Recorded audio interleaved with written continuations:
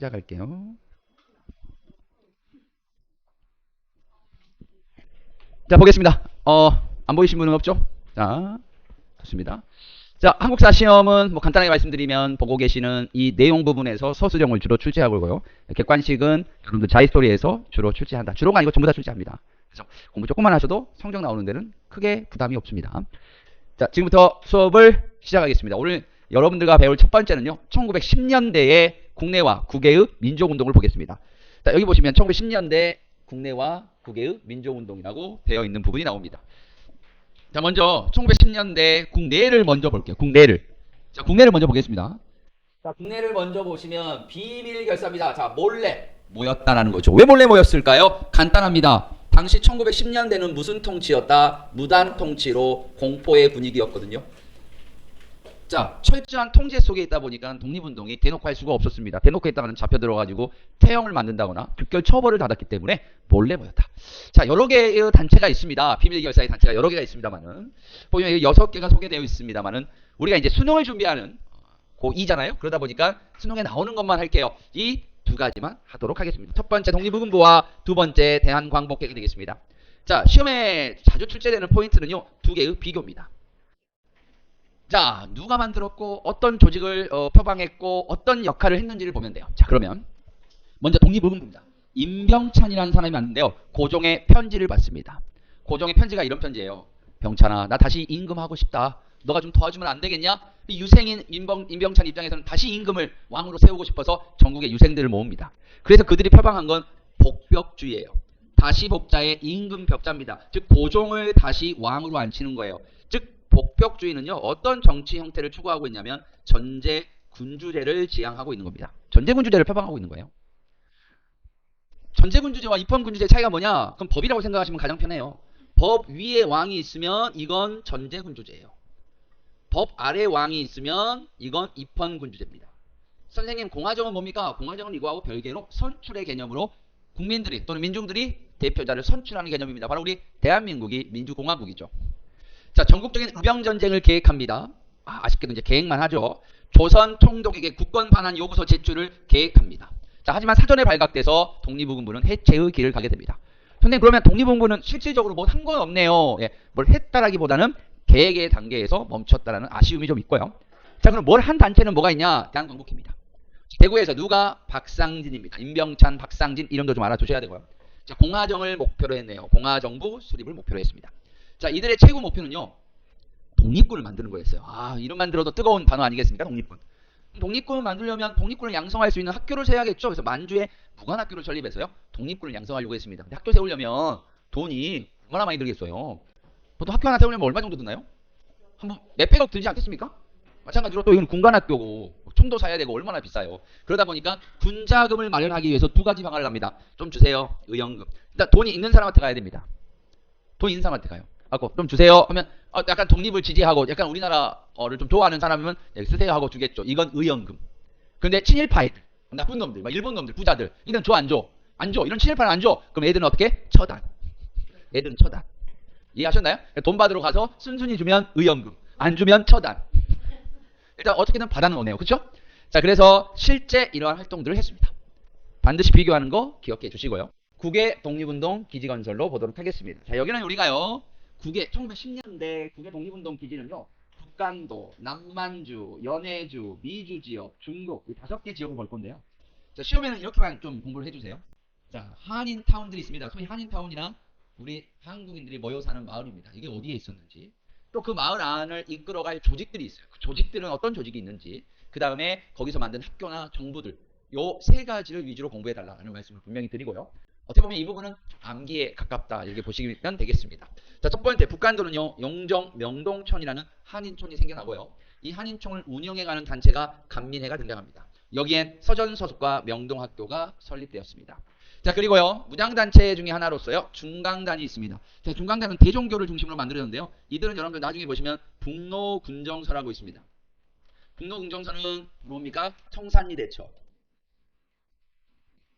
김자진 장군과 홍범도 장군의 작품인 청산리 대첩의 핵심 부대가 됐습니다.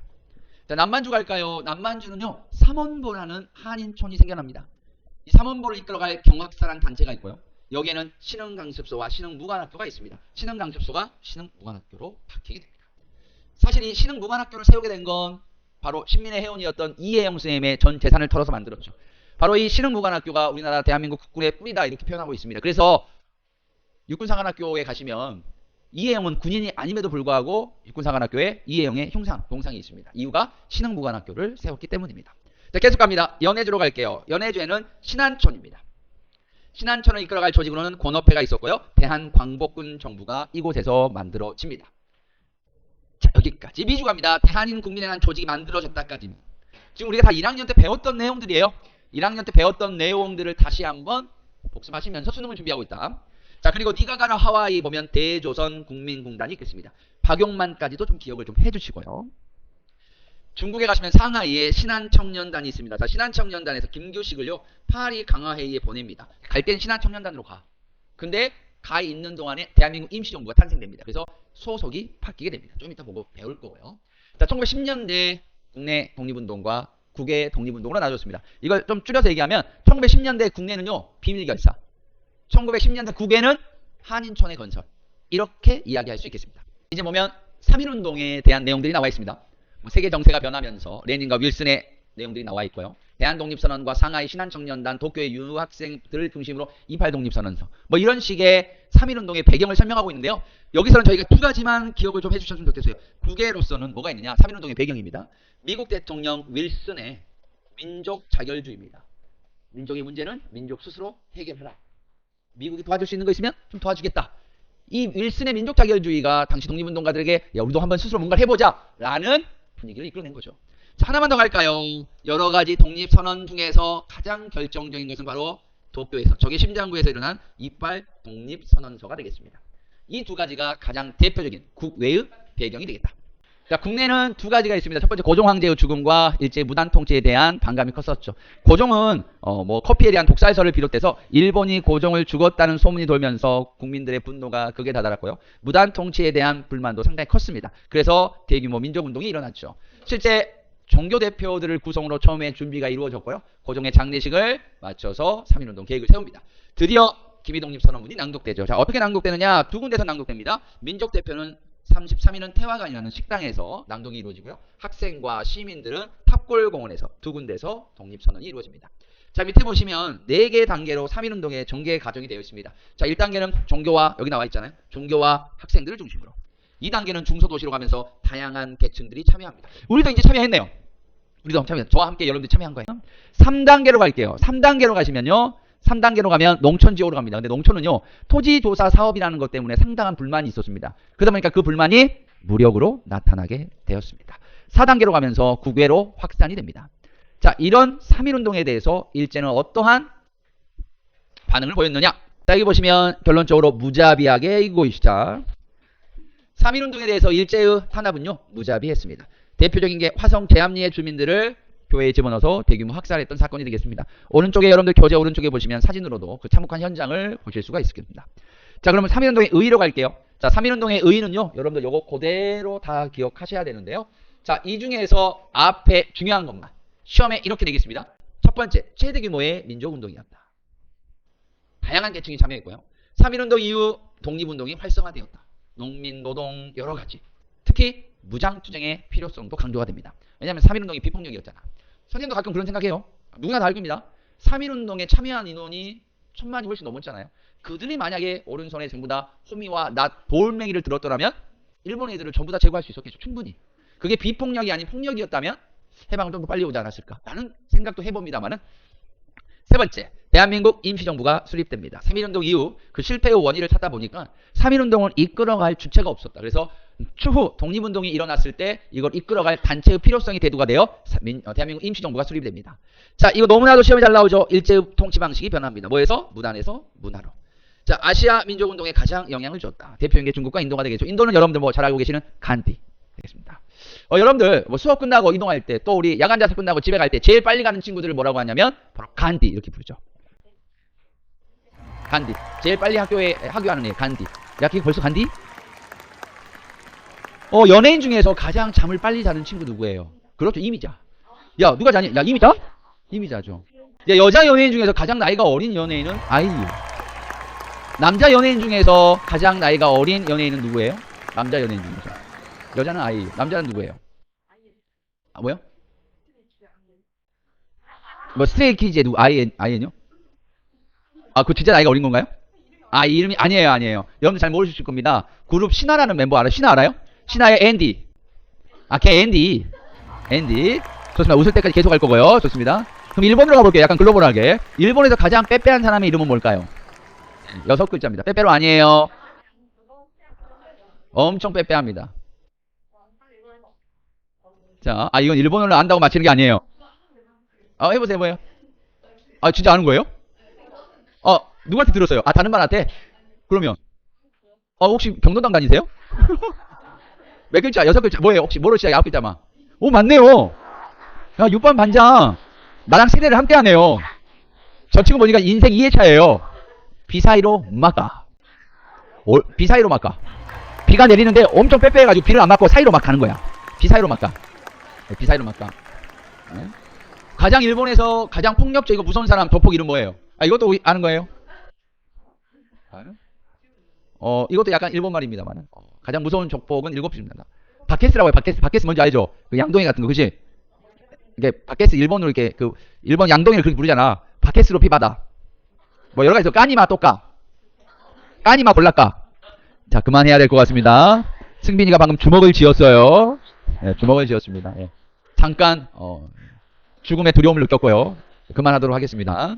자, 5가지 반드시 기억해 주시기 바라겠습니다. 자, 대한민국 임시정부는요, 3.1운동 이후에 연해주와 상해 국내에서 3개의 단체가 생겨납니다. 이런 식으로 3.1운동 직후에. 자, 그래서 이걸 좀 합쳐야겠다 해서 이 3개가 합쳐지게 되고요. 그래서 대한민국 임시정부 이름만 들어도 정말 자랑스러운 우리의 정부가 탄생이 되는 겁니다. 대한민국 임시정부는요, 우리나라 최초의 민주공화제 정부가 되겠습니다. 대통령의 이승만, 국무총리의 이동희를 선정하죠. 임시의정원, 국정원, 죄송합니다. 국무원, 국정원이 왜 나오죠? 제가 요즘 무빙을 보이나 그래요. 의정원, 잘라야 되겠네. 임시의정원, 국무원, 법원 이렇게 3권 분립의 형태를 지니고 있습니다.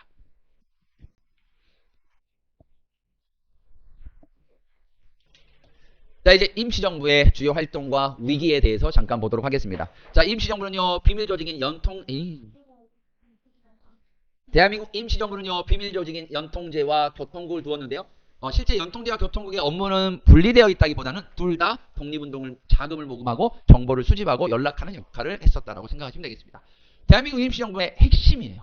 근데 연통제와 교통국이 일본에게 발각됩니다. 그러면서 위기가 와요. 좀 이따 보도록 할게요. 자, 그러면 정부가 수립됐으면 진짜 중요한 게 일단은 돈이잖아요. 운영할 돈. 그 돈을 어떻게 모금하냐? 독립공채를 발행합니다. 여기 나와 있죠. 이겁니다. 10달러짜리 독립공채가 보이고 있습니다. 여러분 집에 이런 거 하나 있으면 엄청난 겁니다. 아마 지금 갖다 줘도 틀림없이 돈으로 돌려줄 거예요. 이자까지 챙겨서 두둑하게 주지 않을까요? 또 이거 있으면 돈을 받는다는 걸 떠나서 독립유공자도 될 수 있고 집안의 자랑이겠죠. 혹시 이런 거 있으면 여러분들 저한테 꼭 갖고 오세요.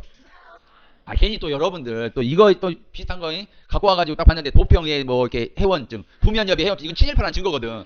또 혹시 여러분 그럴까봐 그래. 일단 나한테 갖고 와. 의연금을 모금합니다. 자, 의연금을 모금하고 이 2가지를 통해서 돈을 거뒀잖아요. 그럼 백산상해와 이륜양행이라는 회사를 통해서 돈을 세탁해서 일본 몰래 독립군에게 보내는 역할을 했습니다. 어제 본 전국연합에서도 이 2가지가 보기로 나왔었죠. 자, 파리 강화이에 김규식을 정권대사로 보내죠. 그래서 독립청원서를 제출합니다. 자, 어제 이것도 아마 이게 답이었던 것 같아요. 구미위원부. 지금으로 따지면 대사관이 되겠습니다. 자, 그 다음에 광복군 사령부와 광복군청과 같은 직할 부대를 편성했었다. 기억하시고요. 독립신문을 만들었고요. 임시사료편찬위원회를 통해서 한일관계 사료집이라는 책자를 발행했습니다. 자, 이런 대한민국 임시정부도 결국 위기를 겪게 되는데요. 왜 위기를 겪느냐? 이 위기의 배경에는 첫 번째, 연통제와 교통국이 발각돼서 와야 돼버립니다. 이승만을 중심으로 한 외교활동의 성과가 거의 없었고요. 독립운동을 무력으로 갈 것이냐 외교로 갈 것이냐 여러 가지에 대한 논란이 있었습니다. 그러다 보니까 1923년 독립운동을 담당하는 사람들이 모두 모여 어떻게 할 것인가 해가지고 회의를 개최하죠. 자, 그러나 기존 대한민국 임시정부를 없애고 새롭게 만들자는 창조파와 아니다. 기존 걸 놔두고 살짝 바꾸자는 개조파가 대립하게 되고 흐지부지 끝나버립니다. 결국 독립운동 세력은 분열되고 임시정부 세력은 약화됩니다. 아무것도 한 것이 없다고 판단된 이승만은 탄핵당하고요. 헌법의 개정이 이루어집니다. 그래서 집단 지도체제로 가는 건데요. 자, 집단 지도체제는 이렇게 공부하시기 편해요. 이게 뭐냐면요. 집단 지도체제는 대한민국 임시정부가 약화된 거예요. 왜냐면 지금 2학년 6반에 반장이 있는데 이 반장이 탄핵당해가지고요. 반장이 없어졌어요. 모두가 다 반장이에요. 그럼 여기 있는 17, 18명이 다 반장이야. 그러면 이게 어떤 의견을 뭐 낸다거나 어떤 의견을 결정하는 게 이게 쉽겠어, 어렵겠어? 어렵다는 거예요. 그래서 집단 지도 체제가 좋은 건 아닙니다. 자, 이렇게 대한민국 임시정부의 활동과 위기를 함께 보았습니다. 1920년대 항일 무장투쟁 볼 겁니다. 우리가 아마 1학년 때 이거 수업할 때 상당한 많은 시간을 투자를 했던 부분이에요. 아마 2시간 전부 다 여기다 투자를 했는데요. 이제 우리는 수능을 준비하기 때문에 가장 중요한 거, 시험에 나오는 거 위주로만 이번 시험 공부를 좀 하셔라. 마지막으로. 자, 뭐냐? 순서만 기억하세요. 순서만 기억하세요. 제가 지금 체크한 것만 공부하세요. 가겠습니다. 자, 1920년대 그 출발은 대한독립군, 홍범도 장군, 요즘 뭐 흉상을 철거 한 해 만해를 가지고 지금 상당히 좀 머리 아프신 홍범도 장군님의 봉오동 전투가 첫 번째로 기억하시고요. 두 번째, 북로군 정서의 김좌진 장군과 대한독립군의 홍범도 장군의 연합부대의 승리, 우리 민족 최대의 승리, 청산리 대첩입니다. 두 전투에서 패배한 일본은 안 되겠다. 간도 지역에 있는 조선인을 전부 쓸어버리는 참혹한 간도 참변이 일어납니다. 간도 참변을 겪은 우리 독립군은 안 되겠다 해서 일단 간도 지역에서 벗어납니다. 그래서 밀산부라는 곳으로 오고요. 여기에서 서해를 중심으로 대한독립군단이 조직이 됩니다. 자, 이럴 때 소련에서 야, 우리한테 와라. 좀 도와줄게. 라는 요청이 있습니다. 자, 이 부분은 이 자유식 참변은 상당히 어렵거든요. 사실 그래서 이해하려기보다는 순서적인 차원에서 우리 수능을 준비하는 입장에서는 순서적인 차원만 연을 아시면 돼요. 근데 간단하게만 말씀드리면요. 독립군이 소련으로 가요. 근데 당시 소련은 왕, 전제 군주대를 지향하는 백색국, 소위 말하는 민족주의자들, 그 다음에 사회주의자의 적색군이 나눠져 있는 상태였어. 가는 과정에서 독립군이 이거 나눠져요. 적색과 백색군으로. 그래서 무장을 해제하는 서로 이렇게 싸워. 독립군끼리. 내부 총질이 좀 일어납니다. 그런 과정에서 사회주의자들에 의해서 우리의 민족주의자 독립군들이 이제 무장 해제되는 사건이 발생해요. 서로 이제 좀 죽이기도 하고. 그걸 자유시 참변이라고 합니다. 여러분들은 어떻게만 기억하시면 되냐면 수능을 생각한다면 대한독립군단이 만들어졌는데 소련으로 오라고 해. 그래서 우리가 갔는데 적색군, 백색군으로 나눠지면서 사회주의와 민족주의자들의 독립군끼리 좀 싸웠다. 나한테 보면 참변이죠. 일본을 향해 싸워야 되는데 독립군끼리 싸웠으니까. 자, 그래서 안 되겠다. 다시 내려오자. 그래서 만주 쪽으로 다시 내려옵니다. 내려와가지고요. 3부가 성립이 되게 되는 겁니다. 자, 참의부, 정의부, 신민부는요. 압록강, 남만주, 북만주 일대에서 만들어지는데요. 이 3부는요. 어떤 거냐? 정부의 성격을 가지고 있다. 실제 세금도 거뒀다고 합니다. 세금을 거뒀기 때문에 완벽한 정부의 성격을 가지고 있습니다. 자, 일본이요. 정부가 참의부, 정의부, 신민부가 세워지니까 미스야 협정이라는 걸 체결하거든요. 만주 군벌과 체결해서 독립군을 탄압해요. 독립군이 탄압을 받으니까 안 되겠다. 우리 좀 세 개를 하나로 합쳐보자라는 3부 통합운동이 전개가 되고요. 하나로 합쳐졌으면 다행인데 그나마 두 개로 나눠집니다. 북만주 지역에서 혁신의회가, 남만주 지역에서 국민부가 조직이 되고요. 각각 정당과 군대를 두었습니다. 혁신의회는 한국독립당과 한국독립군을, 국민부는 조선혁명당과 조선혁명군을 두면서 1920년대 무장투쟁은 여기까지 이제 보도록 하겠고요. 이 다음에는 이제 한중연합작전이에요. 이 한국독립군과 조선혁명군이 중국과 싸워. 의열단을 봐보도록 하겠습니다. 자, 의열단은요, 여러분들 잘 알고 계시는 김원봉을 중심으로 형성이 됐고요. 민중이 폭력을 행사해야 된다. 그래서 친일파도 처단하고 조선총독부와 같은 일제 식민기간에 폭탄도 던지고 해야 된다는 거죠. 자, 그들의 활동 지침으로 삼았던 게 바로 신채호의 조선혁명선언이 되겠습니다. 자, 신채호 조선혁명선언 밑에 나와 있죠. 여기 보시면 폭력은 우리의 유일한 무기다라고 돼 있어요. 그래서 김원봉의 요청에 의해서 작성했고요. 폭력을 강조하고 있습니다. 대표인분 정말 이름만 들어도 피가 끓는 김익상, 김상호, 김지섭, 나석주, 후손인 우리는 이들의 역할을 알아야 됩니다. 그래서 시험에 출제할 거고요. 작년에도 출제했던 기억이 납니다. 작년에 아마 제가 김지섭을 말장난, 소지섭으로 바꿔가지고 출제해서 아이들한테 제가 의열당할 뻔했죠. 제가 테러의 위험을 좀 느꼈었는데요. 자, 이번에도 기억하세요. 자, 두 번째는 한인애국단이 되겠습니다. 자, 한인애국단이 만들어진 배경은요. 첫 번째, 국민대표회 이후 대한민국 임시정부가 침체됐습니다. 그래서 이 위기를, 이 침체된 위기를 타개하고자 아직 우리 살아있어요. 대한민국 임시정부 열심히 하고 있어요. 라고 알리기 위해서죠. 자, 두 번째는요. 만보산 사건으로, 만보산이라는 지역에서 중국인과 한인들의 다툼이 있었고요. 그걸로 인해서 중국인들이 한국에 대한 감정이 좋지 않았습니다. 이 반한 감정을 약화시키기 위해서 실제 김구가 상하이에서 조직했습니다. 선생님, 그럼 이건 배경인데 실제 효과도 봤나요? 예! 이 사건으로 반항 감정이 싹 사라집니다. 임시정부도 존재감을 드러내고요. 누가 등장하느냐? 우리 봉봉 브라더스 형님들이죠. 이봉창, 윤봉길이 되겠습니다. 이봉창은 도쿄에서 일항에 마차에 폭탄을 투척합니다. 실패하고요. 윤봉길은 상하이 사변의 전쟁 영웅, 일본 영웅들을 전부 다 제거합니다. 성공합니다. 특히 윤봉길 덕분에 중국 국민들이 윤봉길을 최고라고 찬사했고요. 중국 국민당 정부는 한국 독립운동을 지원하기까지 됩니다. 일제 탄압으로 상당히 좀 힘들었던 임시정부는 중국 국민당 정부의 지원을 받아 임시정부가 중국 관내로 이동하기까지 되죠. 나중에는 결국 어디에 정착하게 됩니까? 중층에 정착하게 됩니다. 자, 여러분 이게 K의 내용이 되겠습니다. 오늘 수업은 여기까지. 고생하셨습니다.